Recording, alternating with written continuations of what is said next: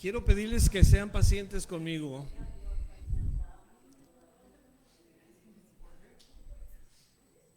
Que tengan de mí compasión. Tengan de mí compasión, ¿sí? Como humanos, pues todos nos equivocamos, ¿no es verdad? Por un tiempo, la verdad les tengo que confesar algo. Les voy a confesar algo.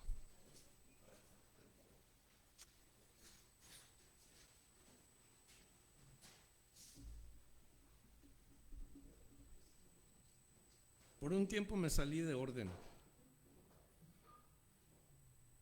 como pastor.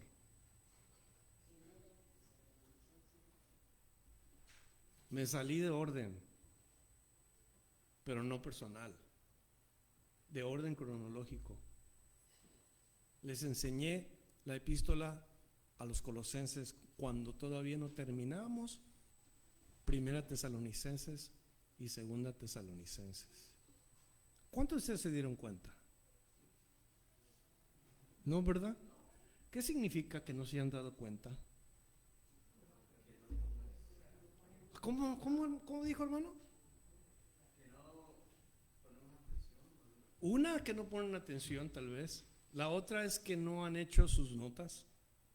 Porque si estuvieran en sus notas hubieran dicho, no estamos en Colosenses, estamos en el capítulo 3 de Primera Tesalonicenses. Ahora, ese es mi error, ese fue mi error. No sé por qué brinqué a Colosenses, a lo mejor llevaba prisa. Me equivoqué y les pido una disculpa. ¿Me perdonan, hermano? No, Victoria no me perdona. 70 veces 7 me perdona la hermana. Ese fue el desorden que tuve, fíjese. Que me brinqué de una carta a otra sin haber tenido que brincarme. Y ahora vamos a entrar al capítulo 3 de Primera Tesalonicenses. Y como ya me perdonó, pues ya me siento bien. Como ya me tuvo compasión de mí, me tuvo paciencia, pues entonces vámonos a la primera epístola de los tesalonicenses y vamos a comenzar en el capítulo 3 en esta mañana. El tema es confortados en medio de las tribulaciones. ¿Alguno de ustedes está siendo afligido o atribulado o está padeciendo persecución? Quizá nosotros no entendemos lo que significa cada una de estas palabras. A veces pensamos que somos afligidos porque nos va mal en el trabajo. Pensamos que tenemos pruebas porque a lo mejor se nos enfermó el perro. Y pensamos de estas cosas de verdad. Como cristianos, hablamos de las tribulaciones y no sabemos en realidad qué es exactamente lo que la palabra de Dios habla cuando habla de las tribulaciones, las aflicciones, las persecuciones. Porque, hermanos, les comparto lo que sucede en el mundo con los cristianos.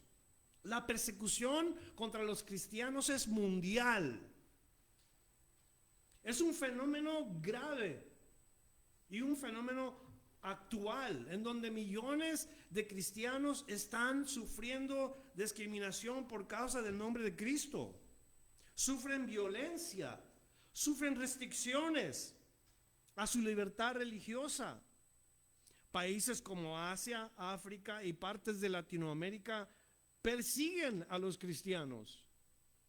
Corea del Norte, Somalia, Yemen, Nigeria, todos estos países que son anticristo, podemos decir.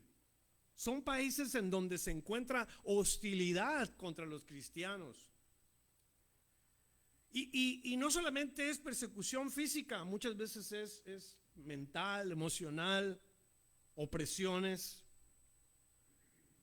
situaciones, por ejemplo, motivos de la persecución se manifiestan en la vida cotidiana, en el trabajo o en el vecindario, en la vida social. Los limitan a las libertades de culto, les prohíben reunirse en lugares como usted y como yo. no los dejan expresarse en su fe, sufren ataques físicos, destrucción de templos, asesinatos, desplazamiento de familias. Y esto todo debido al extremismo de diferentes religiones en donde existe el odio contra la cristianidad. Por ejemplo, países islámicos en donde ser cristiano es un crimen. Regímenes autoritarios en donde el comunismo no permite o no le da libertad a los cristianos para que tengan su fe, y son amenazados y son puestos en la cárcel y son golpeados y sufren, padecen. Y mientras usted y yo gozamos de un cristianismo sin persecución, todos estos hermanos sufren en las diferentes partes del mundo. Pablo, entonces, sabiendo que los cristianos en Tesalónica están padeciendo tribulaciones, les escribe, y en el capítulo 3 comienza el apóstol Pablo a hacer algo por ellos. Y esa es una buena pregunta para nosotros, hermanos en Cristo. ¿Qué estamos haciendo nosotros en favor de los que sufren por Cristo? ¿Estamos orando por ellos? ¿Estamos nosotros orando por las familias que son divididas? Ya sé que el padre se fue a la cárcel por su fe en Cristo y se quedó la mujer y sus hijos desamparada. O tal vez los padres fueron asesinados por la fe en Cristo y los hijos quedaron huérfanos a la deriva. ¿Sabemos que todo esto existe en el mundo? Y esa es la pregunta para nosotros que estamos en un país con un cristianismo cómodo. ¿Qué hacemos al respecto? Comienza Pablo escribiendo en el versículo 1 de 1 Tesalonicenses capítulo 3. Abra sus Biblias, saque su lápiz, haga sus notas, aprenda. Y si hay una pregunta al final, usted se puede quedar y hablar con el pastor o con cualquier persona de la congregación para preguntar si es que no entiende algo o si es que quiere saber un poco más. Pero Pablo escribe de la siguiente manera. Versículo 1. Por lo cual, no pudiendo soportarlo más, acordamos quedarnos solos en Atenas y enviamos a Timoteo, nuestro hermano, servidor de Dios y colaborador nuestro en el evangelio de Cristo, para confirmaros y exhortaros respecto a vuestra fe, a fin de que nadie se inquiete por estas tribulaciones, porque vosotros mismos sabéis que para esto estamos puestos. No sé si se atreva usted a leer conmigo esta última porción, las dos últimas palabras o las dos últimas partes del versículo, del final del versículo, porque para esto estamos puestos. ¿Usted pudiera decir eso? ¿Para esto estoy puesto? Como Pablo escribe en este versículo, porque vosotros mismos sabéis que para esto estamos puestos. Qué tremendo versículo. Lo que dice, lo que nos descubre a los que estamos leyendo la carta. El pensamiento en estos versículos son las tribulaciones del creyente. Pablo tiene una inquietud porque los cristianos en Tesalónica están pasando por una tribulación. Y créamelo, esas tribulaciones de los primeros cristianos eran tribulaciones. Los que están pasando en este mundo por tribulaciones por causa de Cristo, esas son tribulaciones. Pablo hace algo al respecto y nos dice el versículo primero que enviaron a Timoteo. Ahora, en el capítulo anterior, no vamos a recordarlo porque lo vimos hace como 2 o 3 meses atrás, el año pasado. Para el mes de septiembre más o menos estuvimos en primera de Tesalonicenses, pero ahí Pablo anhelaba poder estar con los tesalonicenses y les dijo que él quería estar con ellos, pero no pudo. Entonces, ¿qué Pablo hace con respecto a su deseo de ir y no poder estar ahí? Hace algo. No debemos de quedarnos cruzados de manos cuando hay una necesidad en alguna persona y sabemos que podemos hacer algo. No podemos cruzarnos de brazos, tenemos que hacer algo. Y Pablo envía a Timoteo. Al él no poder estar con ellos, les envía a su compañero, a su colaborador, confiable en el reino de Dios, Timoteo, un joven que fue usado por Dios. Gloria a Dios por los hombres como Timoteo, ¿no es cierto? Las personas como Timoteo, que tienen un trabajo específico para que Dios los use en la iglesia. No sé cuántos Timoteos hay aquí, no sé cuántos de ustedes pueden ser un reflejo o una imitación de quien Timoteo fue. Pablo no puede ayudarles directamente, pero sí puede ayudarles indirectamente y a través de otras personas.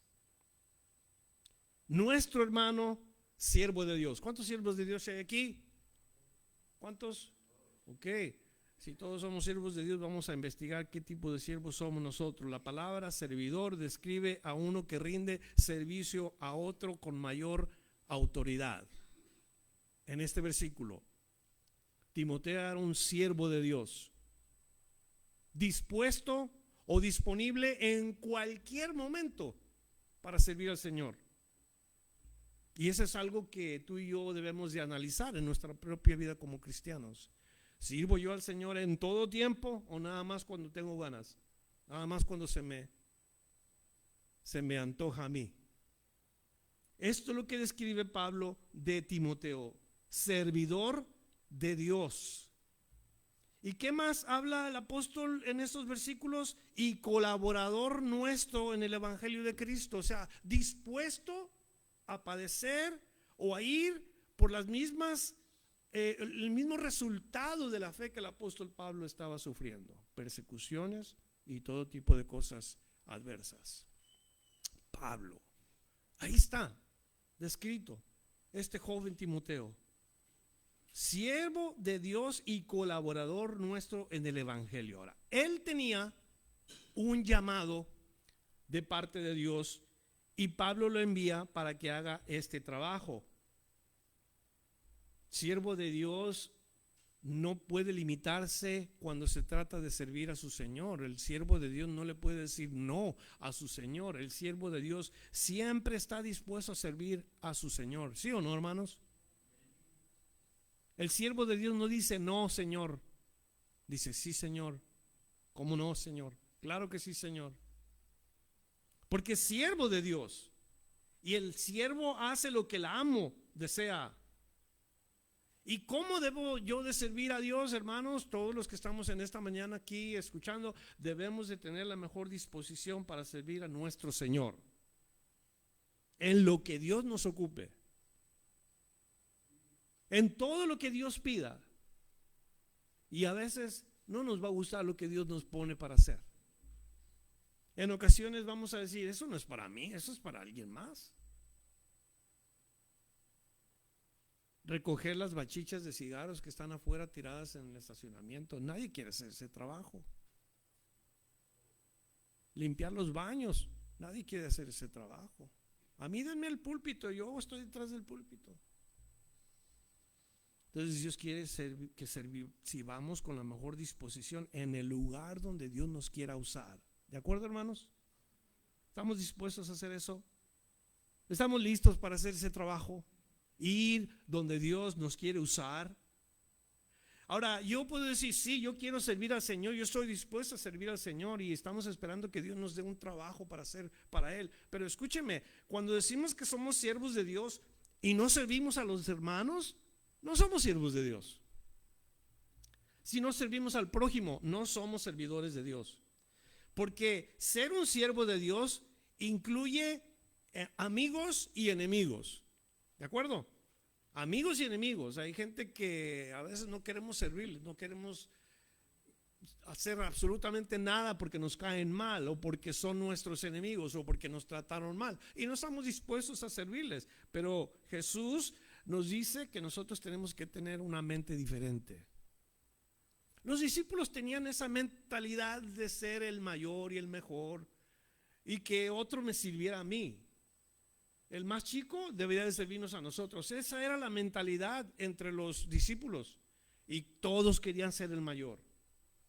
Pero Jesús les da una lección. En Mateo 20, versos 25 al 27, el Señor está hablándoles y les está diciendo: entonces Jesús llamándolos dijo: sabéis que los gobernantes de las naciones se enseñorean de ellas y los que son grandes ejercen sobre ellas autoridad o potestad, mas entre vosotros no será así, sino que el que quiere hacerse grande entre vosotros sea vuestro servidor. ¿Cómo debemos de tratarnos aquí entre nosotros? ¿Como quiénes? Como servidores. Como que si tú eres mayor que yo. Servirnos en amor los unos a los otros. Porque eso es lo que la palabra enseña. Y el que quiera ser primero entre vosotros será vuestro siervo.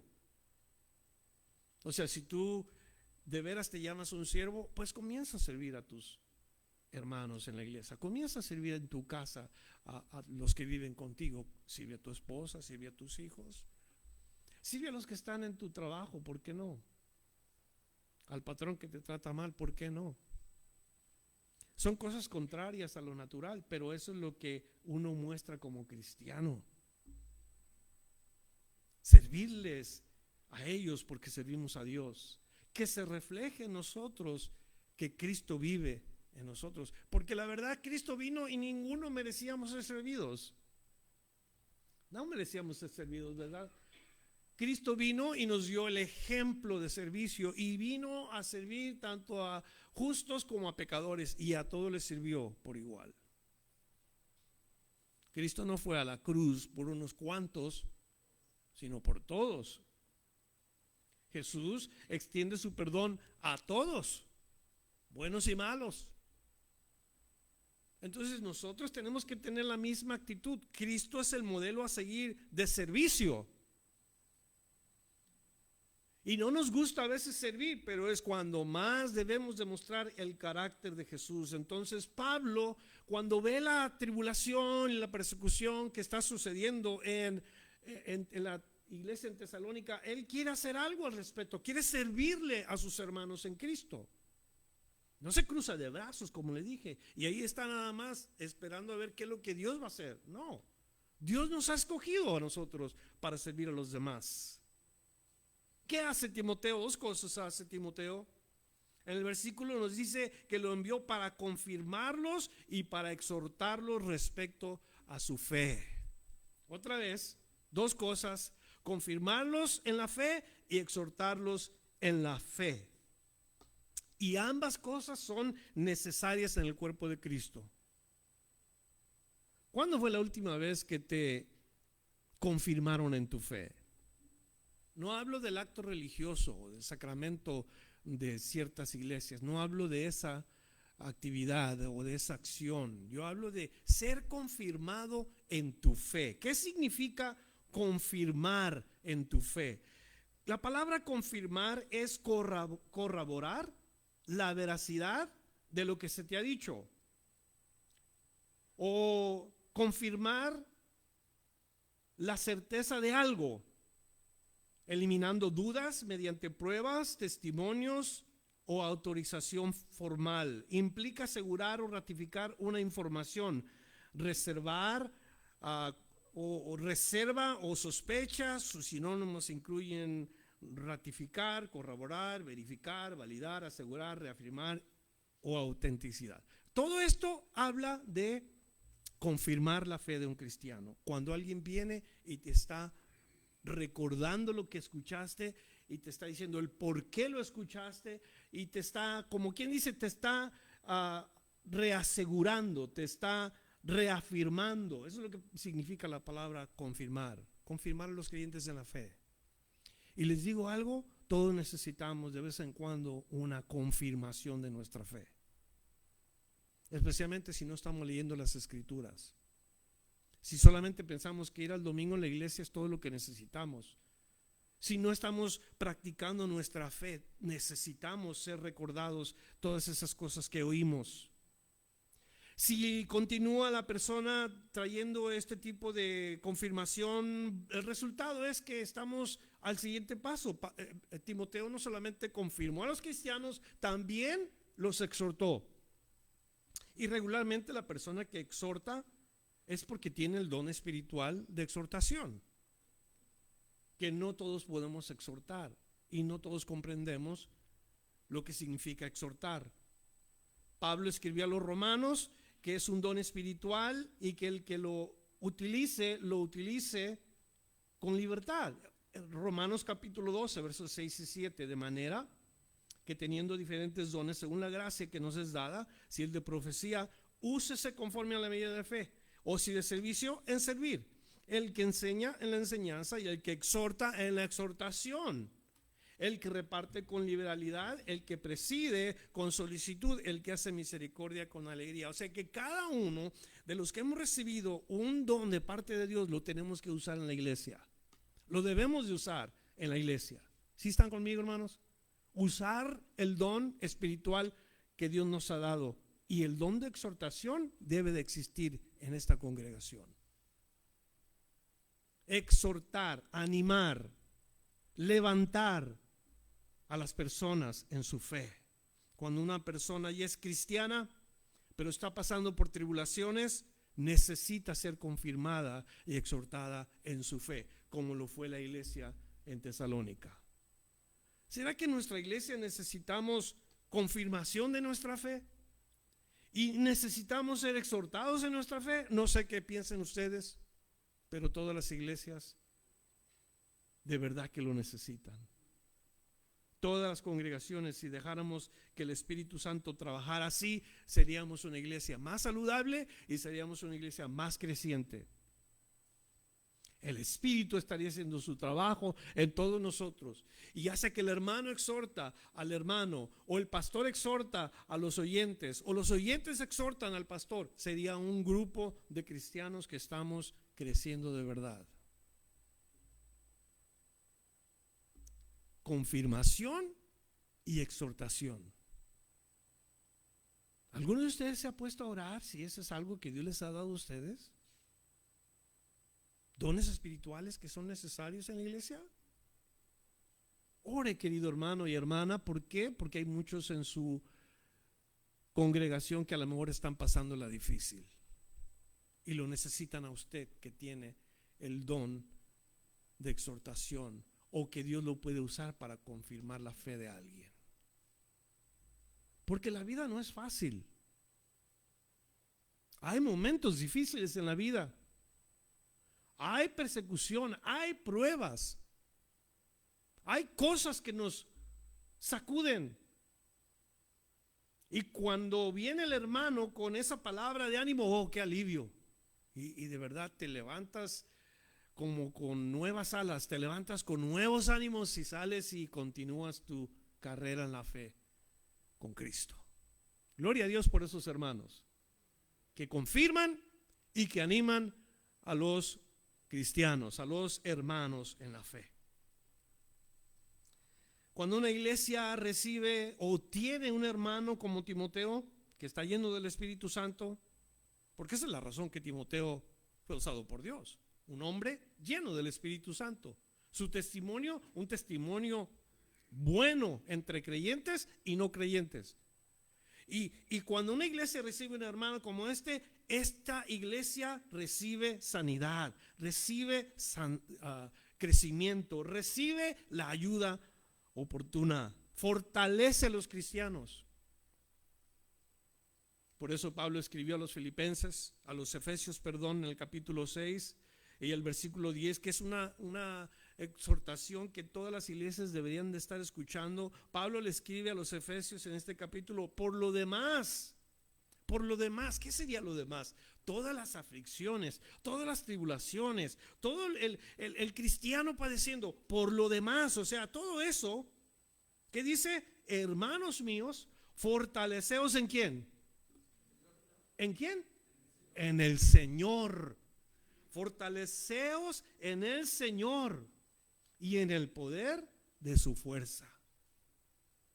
Si tú te acercas a Él y le pides al Señor como un siervo, Señor, yo quiero que tú me uses, créemelo, Dios en su gran misericordia y gracia va a poner su mano sobre ti y vas a hacer el trabajo para el desarrollo y crecimiento de la iglesia de acuerdo a la voluntad de Dios. Porque de que hay persecuciones, de que hay tribulaciones y momentos difíciles en la vida del cristiano, las hay, ¿sí o no? Otra vez, ¿sí o no? ¿Qué necesitamos en ese tiempo? ¿Qué es lo que nos hace falta en ese tiempo? Porque todos los cristianos, tarde que temprano, vamos a sentir cierto miedo por una cosa o por otra. Pero no se nos olvide que como cristianos nuestra fe va a ser probada. Como cristianos quizás tengamos temor, pero ánimo, hermanos, porque Cristo está con nosotros. Jesús fue nuestro ejemplo, Él padeció por amor a nosotros. Él es el ejemplo a seguir. Primera de Pedro 2:21. Pues para esto fueron llamados. ¿A quién está hablando Pedro? A cristianos, ¿verdad? Escuche, para esto fueron llamados. ¿Para qué? ¿O por qué? Porque también Cristo sufrió por ustedes, dejándonos ejemplo para que sigan sus pisadas. Cuando Cristo dijo, sígueme, estaba implicando, vamos a seguir a Jesús en todo lo que significa seguir a alguien.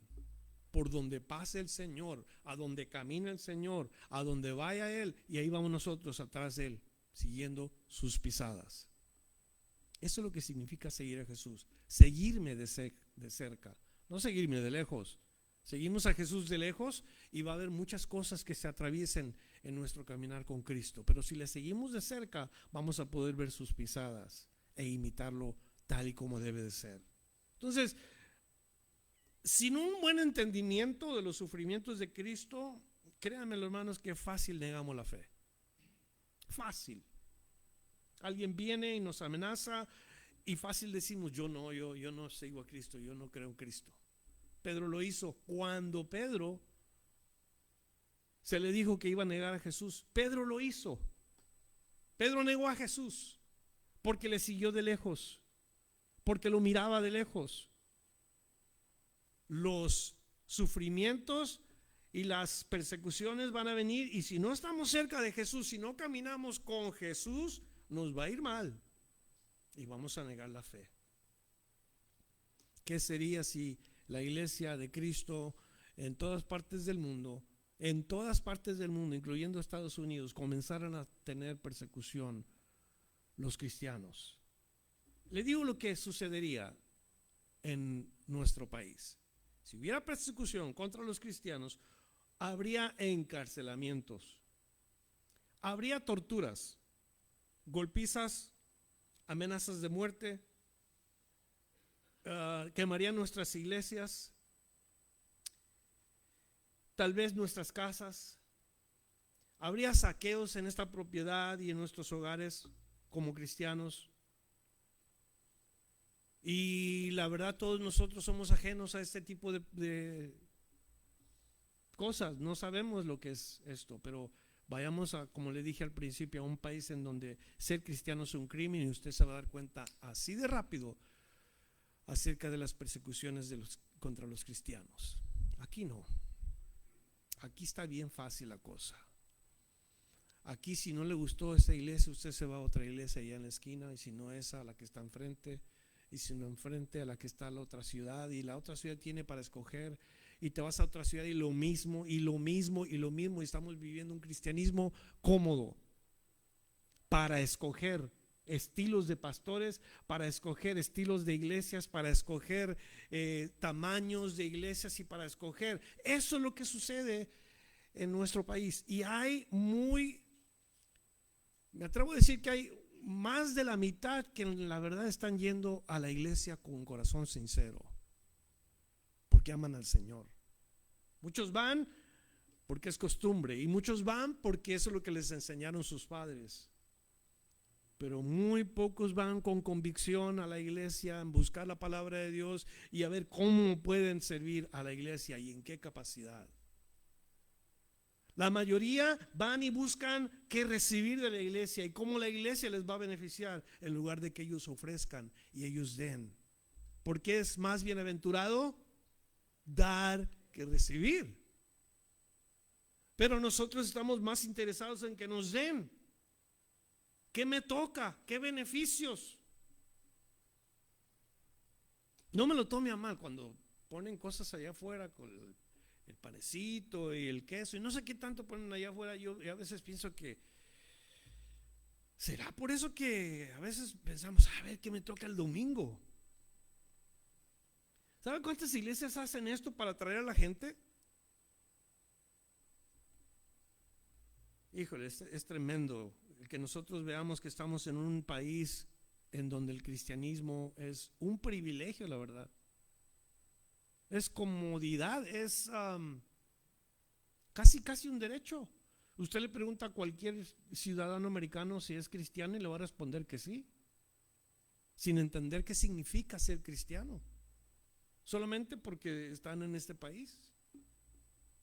¿Pero qué significa ser cristiano, hermanos? Significa ser un reflejo de Cristo.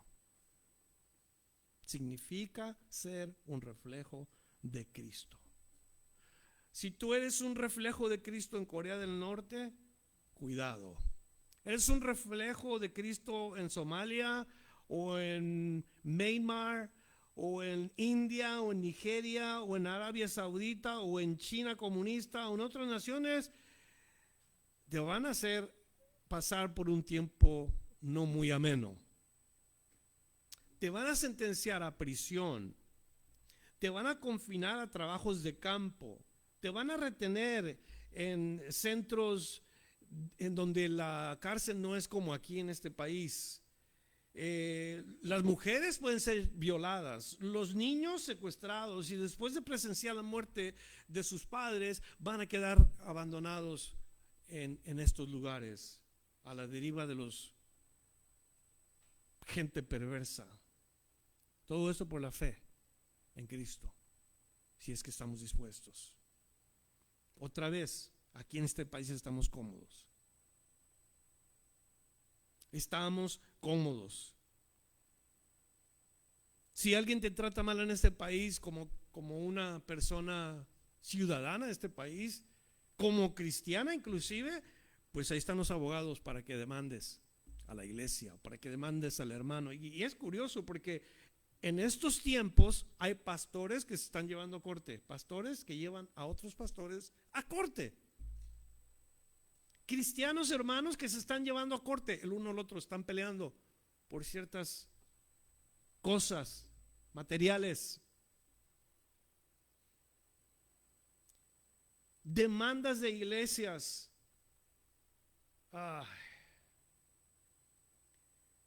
Y yo me pregunto cuántos de nosotros negaríamos a Cristo en este día. Y Pablo le recuerda a estos cristianos que van a venir las tribulaciones, que ellos ya sabían que las tribulaciones iban a ser parte de su fe. Les advirtió, les dijo que estas tribulaciones, para eso habían sido puestos ellos. Ahora, ¿para qué sirven las tribulaciones en nuestra vida como cristianos? Les voy a decir algo. La tribulación crea en nosotros, está formando en nosotros algo bien importante. La prueba de nuestra fe produce paciencia. Y cuando nosotros reflejamos a Cristo, aunque estemos en medio de las pruebas, el Señor es glorificado. Los tesalonicenses supieron de antemano que iba a haber sufrimientos. ¿Cuántos de ustedes se les ha dicho que pueden pasar persecuciones? Una iglesia que fue muy popular hace como unos 10 años, 12 años, tal vez un poquito más, que su doctrina era como un lema: pare de sufrir. No sé si ustedes escucharon en alguna ocasión que su lema era pare de sufrir, y eso es lo que le decían a la gente. Si tú vienes a Cristo, se van a terminar tus problemas. Si tú vienes a Cristo, te va a ir mejor. O sea, esto es lo que hacían en este tipo de doctrinas. Y la gente lo creía. Pero la verdad, eso está fuera de lo que la palabra de Dios dice. Dios nos dice que vamos a pasar por tribulaciones. ¿Cuántos han leído eso? Jesús dijo que nosotros padeceríamos persecución.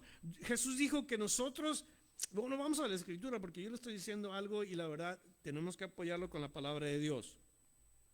Primero, lo afirmativo. Vamos a pasar tribulaciones, pero gloria a Dios porque en el Señor tenemos esperanza y el Señor nos va a ayudar. Si usted lo cree así, se va a gozar usted. Por ejemplo, el Salmo 20, versículo 8. El Salmo 20, versículo 8 dice: ellos se doblegan y caen, pero nosotros nos levantamos y estamos firmes. Los creyentes, ¿cuánto lo creen? Nosotros nos levantamos y estamos firmes. Pablo escribe a los Romanos, capítulo 5, versos 1 al 3. Justificados pues por la fe, tenemos paz para con Dios por medio de nuestro Señor Jesucristo, por medio de quien también hemos obtenido acceso por la fe a esta gracia en la cual estamos firmes y nos gloriamos en la esperanza de la gloria. Y no solo esto, sino que también nos gloriamos ¿en qué? En las tribulaciones, sabiendo que la tribulación produce perseverancia, paciencia. O sea que somos atribulados, lo necesitamos. No es que Dios se goza con vernos sufriendo, no, pero Dios permite esas tribulaciones porque quiere producir en nosotros algo. Amén. Quiere producir en nosotros algo mejor. Quiere transformarnos. Y si el trabajo de Dios para transformarnos es a veces por la prueba, por la tribulación, pues hay que dejar que Dios trabaje en nuestra vida.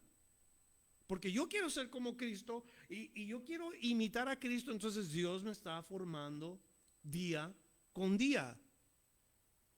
Y yo soy transformado de gloria en gloria, de fe en fe, de paso a paso. No es una transformación de un día para otro. Y ahí es donde nos equivocamos todos nosotros, porque queremos que las personas cambien rápidamente. Toma tiempo. Pablo escribió a los Efesios, capítulo 6, versos 13 y 14.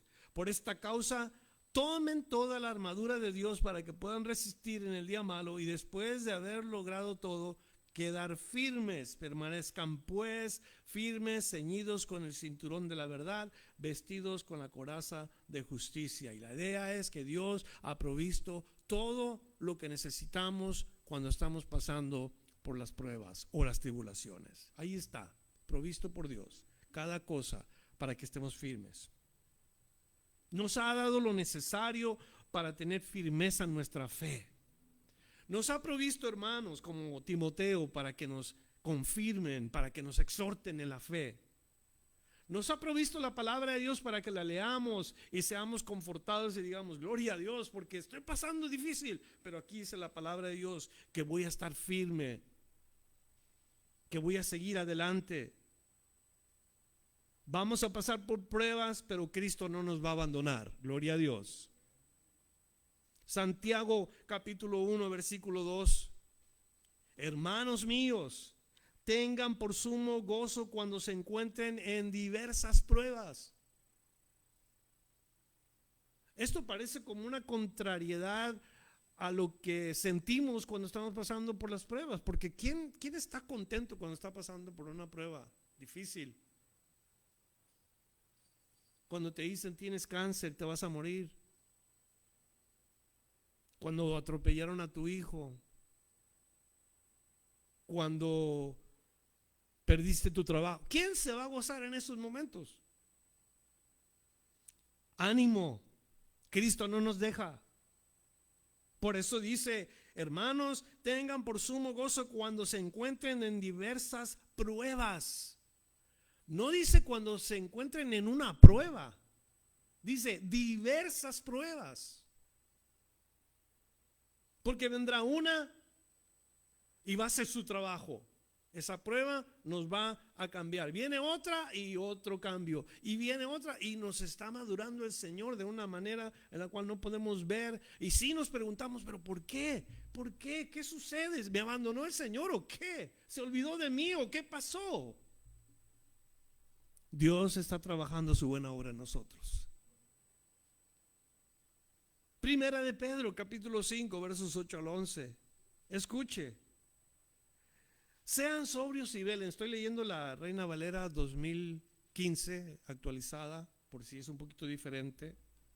Pero ¿qué dice ahí? Sean sobrios y velen. Su adversario, el diablo, como león rugiente, anda alrededor buscando a quien devorar. Resistan al tal, estando firmes en la fe. Otra vez la idea, estamos en la fe, vamos a mantenernos firmes ahí, confirmados, amén. No tambaleantes, no dudando, no olvidándonos de quién es Cristo. Firmes en la fe, sabiendo que los mismos sufrimientos se van cumpliendo entre sus hermanos en todo el mundo. Ánimo, hermanos. Usted y yo estamos pasando por pruebas bien leves comparados a los que están en la prisión por Cristo. ¿Sí están conmigo? ¿Sí me entiende lo que digo? Ánimo. Y cuando hayan padecido por un poco de tiempo, quiere decir que va a haber un tiempo cuando a veces se sienten más duro los golpes o las pruebas y parece ser que estamos pasando por un tiempo difícil, que no hallamos la salida, pero Dios nos está, como quien dice, nos está metiendo por ese tubo para que al final del tubo, al final del túnel, salgamos exactamente como Dios quería de nosotros, nuevas personas o con nueva mentalidad. Cuando hayan padecido por un poco de tiempo, el Dios de toda gracia, cuantos dan gloria a Dios, el Dios de toda gracia, quien los ha llamado a su eterna gloria en Cristo Jesús, el mismo los restaurará, los afirmará, los fortalecerá y los establecerá. 4 cosas que Dios hace cuando estamos pasando por la prueba. 4 cosas que no se nos debe de olvidar. 1, Él mismo los restaurará. 2, los afirmará. 3, los fortalecerá. Y 4, los establecerá. ¿Cuántos queremos esto? A Él sea la gloria, el dominio por los siglos de los siglos. Amén. Amén. ¿Y tú qué dices? Pues que venga la prueba, que venga la tribulación. Pues claro que no, ¿verdad? Claro que no queremos esto. Pero ¿qué si sí llegan? ¿Qué vas a hacer? ¿Cómo vamos a actuar? ¿Qué vamos a decir? Santiago 1, versículo 12. Bienaventurado el hombre, y aquí en esto no es que vamos a cambiar la palabra de Dios, el hombre o la mujer, el género humano. Bienaventurado el hombre o la mujer que persevera bajo la prueba. Y la palabra prueba no necesariamente en la traducción que estoy leyendo es la palabra que se usa en el original. La palabra es tentación. Bienaventurado el varón que soporta la tentación. Aquí la nueva versión o la versión que estoy leyendo habla de prueba. Prueba, cuando estamos siendo tentados es un tipo de prueba. ¿Qué dice? El hombre que persevera bajo la prueba, porque cuando haya sido probado, recibirá la corona de vida que Dios ha prometido a los que le aman. ¿Cuántos de ustedes tienen una corona ya? De parte de Dios, que les ha prometido, porque ustedes lo aman a Él. Jesús dijo en Juan 16, versículo 33, les ha hablado de estas cosas para que en mí tengan paz. En el mundo tendrán aflicción, pero tengan valor, yo he vencido al mundo. Estas son palabras de Cristo. En el mundo tendréis ¿qué? Aflicción, persecución, tribulación. En el mundo vamos a tener esto. Pero ¿qué dice el Señor? Tengan valor, tengan ánimo. Yo he vencido al mundo. Y por eso si tú estás caminando con Cristo, vienen las pruebas así y tú dices, gloria a Dios, el Señor está conmigo. Seré consolado, seré fortalecido, seré establecido, seré confirmado, porque caminas con el Señor de esta manera. Hemos leído 3 versículos. Vamos al versículo 4 de 1 Tesalonicenses, en donde continúa Pablo diciendo: porque también estando con vosotros os predecíamos que íbamos a pasar tribulaciones, como ha acontecido, y sabéis. Esto es lo que Pablo le dice a los tesalonicenses. Les dijimos con anticipación, les hablamos de esto. Cristianos que eran perseguidos por causa de Cristo en ese tiempo, muchos de ellos no regresaban a sus casas. Cuando Pablo era perseguido, no piensa que era perseguido como ahora persiguen a los cristianos en diferentes lugares. Ser cristiano, llevabas una sentencia de muerte en tu propia vida. Y ahí estaban sirviendo a Jesús y no negaban la fe de Jesús. Si queremos ser cristianos, de verdad, yo les digo como su hermano en Cristo, y yo creo que ustedes me lo podían recordar a mí, vamos a padecer persecución. Quizá en tu casa te traten mal, en el trabajo se hagan burla de ti, quizá en diferentes lugares como supermercados donde saben que tú eres un cristiano, te maltratan o no te atienden igual. O sea, eso es un tipo de tribulación, de persecución, no comparada a lo que ellos pasaban. Pero si eres cristiano, vas a padecer persecución. ¿Cuántos saben esto? Si eres un verdadero cristiano, 2 Timoteo 3:12 dice: también todos los que quieren vivir piadosamente en Cristo Jesús serán perseguidos o padecerán persecución. Eso quiere decir, tú y yo, como cristianos, aún en este país, aún como estemos de cómodo, si de verdad estamos compartiendo nuestra fe y predicamos a Cristo en donde estemos, tarde que temprano vas a ser maltratado o se van a reír y burlar de ti. ¿Qué sucede con los cristianos que no están bien cimentados en la palabra de Dios y la gente se burla de ellos y los tratan mal? Y mienten y levantan falsos testimonios contra ti. ¿Qué sucede con un cristiano así? Algo sucede con los que no están caminando en la fe de verdad. Mateo capítulo 13, versos 20 al 21, Jesús está hablando de la semilla que es plantada en el corazón de los hombres. Y hay un tipo de personas que reciben la palabra y parece como que la palabra trabajó. Pero ¿qué sucede con estas personas? Verso 20: y el que fue sembrado en pedregales es el que oye la palabra y enseguida la recibe con gozo. ¿Cuánta gente no recibe la palabra de Dios con gozo, verdad? Se alegran y dicen: eso está suave, está bonito. No había escuchado eso, y reciben la palabra. Verso 21: pero no tienen raíz en sí, sino que es de poca duración. Y cuando viene la aflicción o la persecución, ¿qué hacen? Por causa de la palabra, enseguida tropiezan. Dicen: ahí nos vemos. Esto no era para mí. Yo no quise ser cristiano para ser perseguido. Y ahí nos vemos. Y no siguen a Cristo. Y dejan la palabra. Y se van. No están dispuestos a la persecución o a pasar ningún tipo de persecución contra ellos. Ahora sí entienden la pregunta: ¿qué si hubiera una persecución contra ustedes? ¿Qué si alguien viniera y te maltratara por ser un cristiano o una cristiana? ¿Qué harías tú en este caso? Una vez les conté una ilustración de una iglesia por allá, por Latinoamérica, en Nicaragua, que había una iglesia que se reunían a escondidas porque los del ejército estaban en contra de los cristianos y a cualquier cristiano que veían lo mataban si sabían que era cristiano. Y en una ocasión están reunida la iglesia en un lugarcito por allá en el bosque, a escondidas.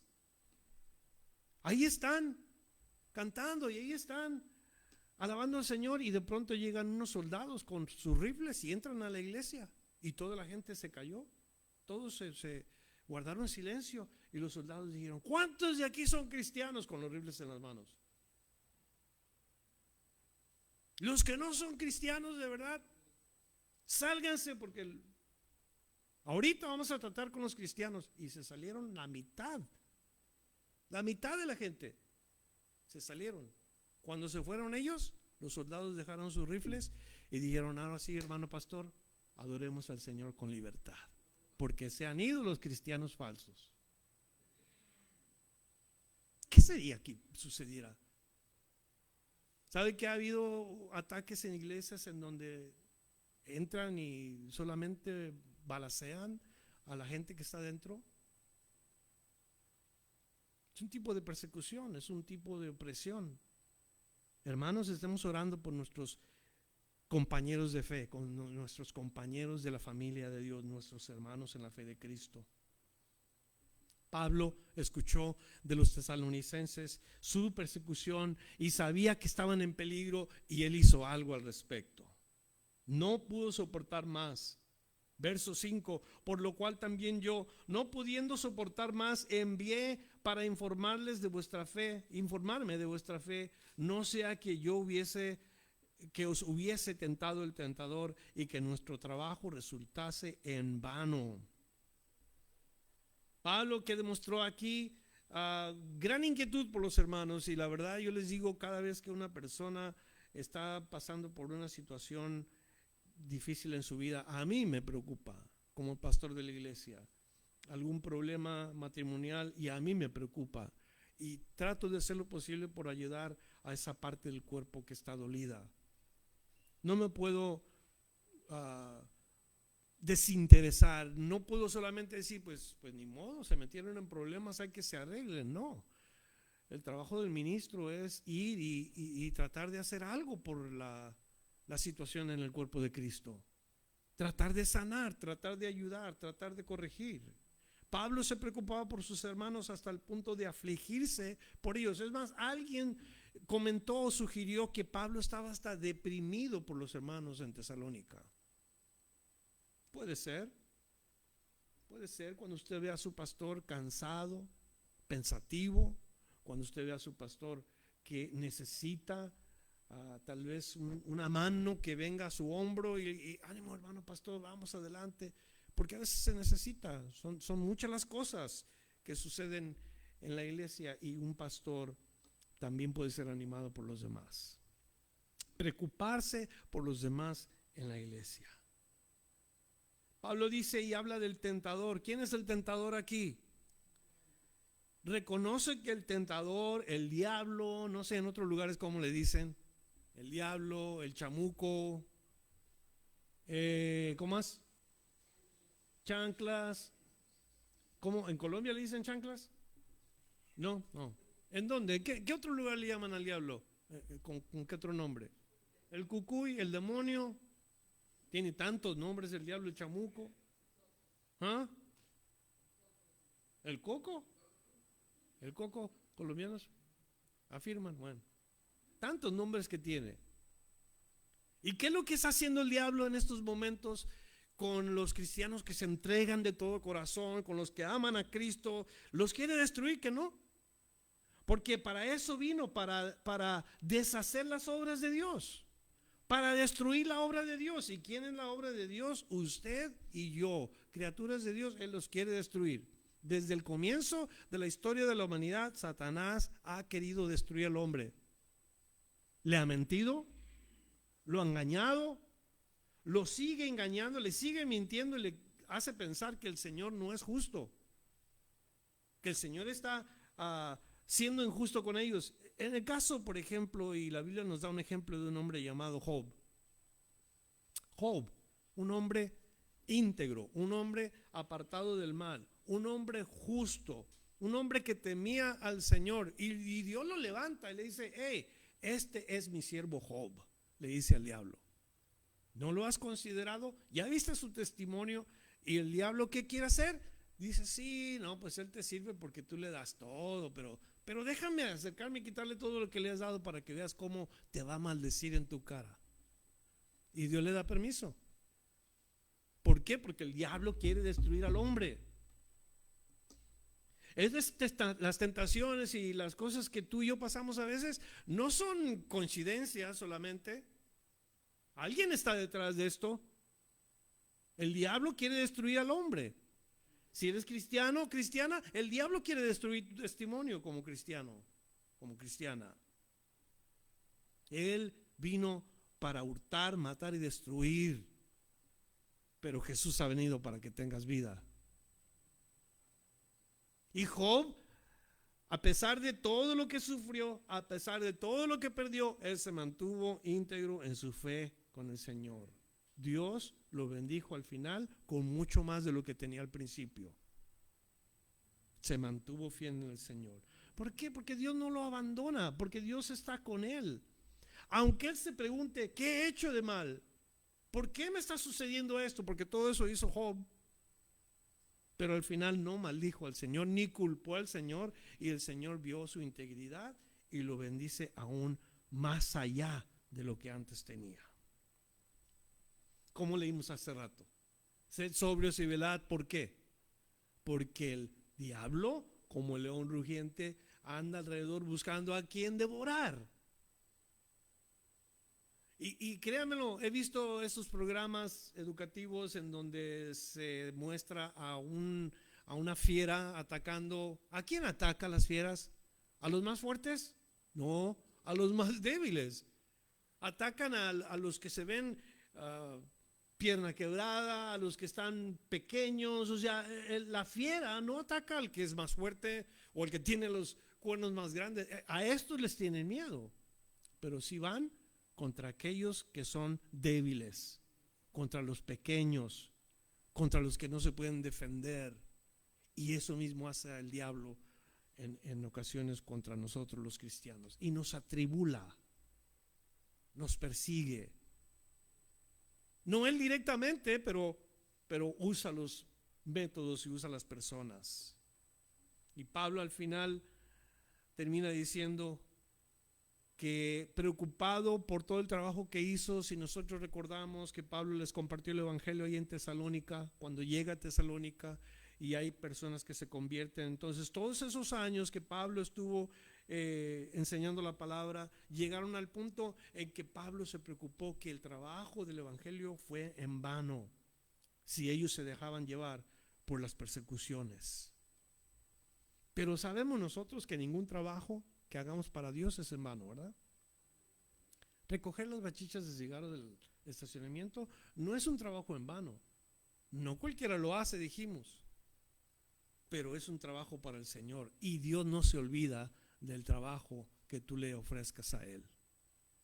Sea lo que sea lo que hagas, hay que seguir constantes, hay que seguir firmes en nuestra fe.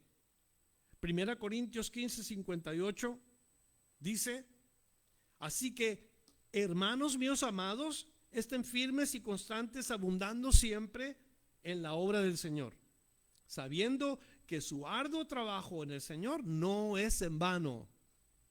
Lo que hagan. Si Pablo hubiera actuado con brazos cruzados solamente con el problema de los de Tesalónica, la iglesia en Tesalónica se hubiera perdido, porque no hubiera habido quien lo sacara de ese momento de tribulación. A los Gálatas les escribe que ellos, porque permitieron falsas doctrinas en su iglesia, fueron atribulados, fueron perseguidos, pero les habla y les dice que retengan la palabra de Dios que recibieron. A los de Filipo también la misma cosa, los exhorta y les dice que continúen en su fe como cristianos. A los romanos igual, a los efesios igual, y a todos los que le escribió Pablo, a todos ellos les dice: ánimo, ánimo, nuestra fe en Cristo es una fe activa, una fe viva. No se dejen. Y yo les digo lo mismo a ustedes: no se dejen, sigan adelante. Va a haber personas que los van a querer desanimar, va a haber tribulación, va a haber aflicción, pero no nos debe de parar ninguna de estas cosas. ¿De acuerdo? Cuando vengan las tribulaciones, acuérdate de Cristo. Sigue el ejemplo de Cristo, porque si Él padeció, no te sorprendas que tú vas a padecer. Si tú vas a hablar la verdad, no te sorprendas que te vayan a tratar fuera de lugar. Vamos a orar que en medio de estas aflicciones las promesas de Dios estén firmes en nuestro corazón. Dios ha prometido no abandonarnos. ¿Cuántos creen eso? Dios ha prometido el no desampararnos. Él dijo, no te dejaré. Él dijo, no te desampararé. Te sostendré con la diestra de mi poder. Esas son las palabras del Señor. Y aquí estamos. Quizás tu familia te trata mal, pero el Señor no. Quizás nuestros padres se burlan ahora porque somos cristianos, pero el Señor te ama. Tu compañero de trabajo que te dice, ay, sí, tú que eres muy cristiano, y comienzan a burlarse de ti. Tú mantén tu fe en Cristo. Este día yo pido fortaleza espiritual para mi vida personalmente, para mantenerme firme contra cualquier amenaza del diablo. Esto aprendo yo hoy. Directa o indirectamente le pido al Señor ayuda, ya sea por medio de su espíritu o ya sea por medio de uno de ustedes, que venga, que anime, que exhorte, que confirme, porque el trabajo de Dios no ha terminado y las cosas que vamos a estar aprendiendo todavía continúan. Padre, quiero traer honra y gloria a tu nombre. Que mi vida no sea solamente una vida religiosa, porque hay tantas religiones para escoger y yo no quiero eso, Señor. Pido que mis hermanos esta mañana hayan entendido y que hayan llevado a sus corazones esta palabra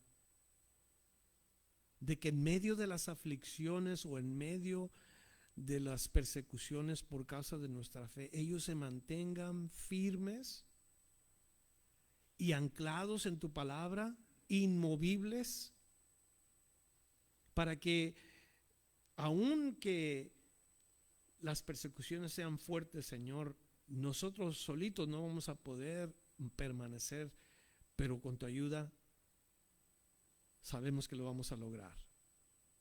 ¿Cómo es que tantos cristianos en el pasado no negaron su fe? Que aunque fueron maltratados y torturados, aunque fueron hombres y mujeres que sufrieron, se mantuvieron firmes. Yo me pregunto, Señor, y te soy sincero, me da temor el pensar que viniera una persecución y yo me encontrara desbalanceado en mi fe, y yo me encontrara conforme en mi fe. Inquiétanos, Señor, para que podamos nosotros de verdad responder con una fe firme a aquellos que nos demanden una respuesta. Y ruego, Padre, que nuestro corazón se afirme, se fortalezca y se establezca en tu palabra para seguir adelante, para continuar la carrera que tú nos has llamado a correr. Y pido por las familias que estamos reunidas, Señor, en esta mañana. Ruego que tu espíritu sostenga a cada uno de mis hermanos en este lugar, los sostenga firmes, y recordemos tus promesas de que no nos vas a dejar y que no nos vas a desamparar. Aquí estamos, Señor. Obra en nosotros. Obra en nosotros, como hemos cantado hoy. Aunque no pueda verte, sé que estás obrando. Siempre, siempre estás obrando. Aquí estás, te debemos mover, te adoraré, te adoraré. Aquí estás, obrando en mí, te adoraré, te adoraré. Milagroso, abres camino, cumples promesas, luz en tinieblas, mi Dios, así eres tú. Aquí estás, tocando mi corazón, te adoraré, te adoraré. Aquí estás, sanando mi corazón, te adoraré, te adoraré. Milagroso, abres camino, cumples promesas, luz en tinieblas, mi Dios, así eres tú. Aunque no pueda ver, estás sobrando. Aunque no pueda ver, estás sobrando. Siempre estás sobrando. Siempre estás sobrando. Aunque no pueda ver, estás sobrando. Aunque no pueda ver, estás sobrando. Siempre estás sobrando. Siempre estás sobrando. Gracias, Señor. Gracias por escuchar nuestro corazón. Gracias por oír que te necesitamos en este día. No queremos irnos a nuestra casa sin antes decirte gracias porque tú has escuchado nuestra necesidad. Yo sé que aquí entre los que estamos, algunos estamos pasando por momentos muy difíciles, más difíciles que otros, pero gracias porque tú nos has escuchado y porque vamos a ser confirmados en nuestra fe y exhortados en nuestra fe para salir adelante. Todo gracias a tu ayuda. Y también, Señor, te pido que los que escuchamos en este día acerca de Timoteo, que fue enviado para hacer ese trabajo, que no dejemos que el tiempo pase y que podamos decir, Señor, úsame a mí, úsame como a Timoteo, para confirmar, para exhortar a mis hermanos en Cristo, para edificar tu iglesia. Gracias, Padre, por lo que estás haciendo en mí, en mi vida personalmente, en la vida de mis hermanos.